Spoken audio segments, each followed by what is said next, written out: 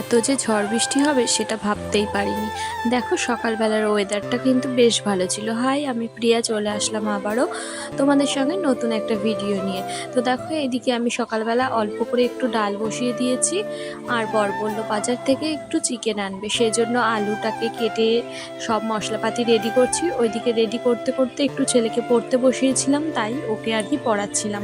তো দেখো সবই কমপ্লিট করে এখন মশলা করে বসিয়েও দিয়েছি। এখন মাংসটাকে ভালো করে কষিয়ে দিচ্ছি। আমার ছেলে না মাংস খেতে খুব ভালোবাসে, আর আমিও না মাংস খেতে বেশ ভালোই বাসি। তো দেখো ওয়েদারটা দেখে কোনো মতেই বোঝা যাচ্ছিল না যে একটু পর থেকে এতটাই ঝড় বৃষ্টি হবে। তো আমার না লাল লাল ঝোল একটু রান্না হয়ে গেছে, এখন ছেলেকে খেতে দিয়ে দেবো।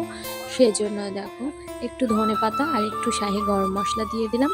তো এবার দেখো আমরা খাওয়া কমপ্লিট হতে না হতেই এত যে ঝড় বৃষ্টি শুরু হয়ে গেছে সেটা ভাবতে পারিনি। প্রথমে তো বৃষ্টি হচ্ছিল, তারপরে থেকেই চালু হলো এই যে প্রচণ্ড ঝড়।